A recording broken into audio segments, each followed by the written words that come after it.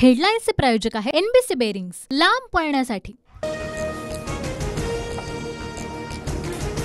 मुख्यमंत्र्यांकडून मनोज जरांगे यांना मराठा कुणबी प्रमाणपत्रासाठी काढलेल्या अधिसूचनेची प्रत सुपूर्द। मुख्यमंत्री एकनाथ शिंदेंनी जरांगेंचं उपोषण सोडवलं। मुख्यमंत्री शिंदेंनी अधिसूचना दिल्यानंतर जरांगेंचं आंदोलन मागे। विजयी गुलालाचा अपमान होऊ देऊ नका, जरांगेंची मुख्यमंत्र्यांना विनंती। अध्यादेश नव्हे, ही तर फक्त अधिसूचना। 16 फेब्रुवारीपर्यंत हरकती मागवल्या। समता परिषदेच्या माध्यमातून हरकती नोंदवणार, भुजबळांचं वक्तव्य। सरकारने अध्यादेशाचा मान ठेवावा, अध्यादेशाला धोका झाल्यास थेट आझाद मैदान गाठणार, जरांगे पाटलांचा सरकारला इशारा। राज्य सरकारकडून कुणबी प्रमाणपत्रासंबंधी काढलेल्या अधिसूचनेच्या विरोधात कोर्टात जाणार, गुणरत्न सदावर्तेंची घोषणा। मुंबई पोलिसांनी गुणरत्न सदावर्तेंच्या घराबाहेर सुरक्षा वाढवली। जात शपथपत्रानं नाही तर जन्मानं येते, सगळे सोयऱ्यांसंबंधीची अधिसूचना कायद्याच्या कसोटीवर टिकणार नाही।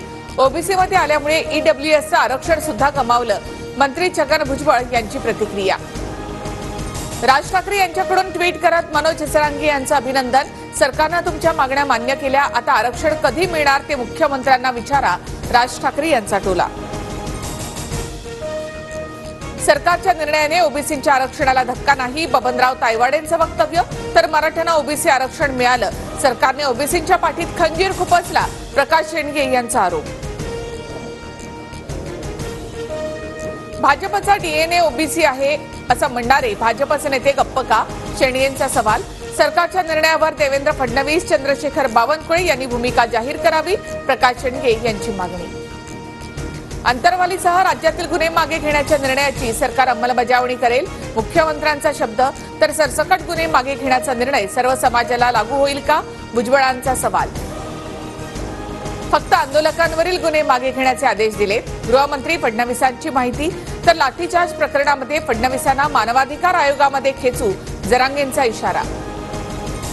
सरकारने घेतलेल्या निर्णयाने ओबीसींवर अन्याय की मराठ्यांची फसवणूक याचा अभ्यास करावा लागेल, मंत्री छगन भुजबळ यांची सावध प्रतिक्रिया।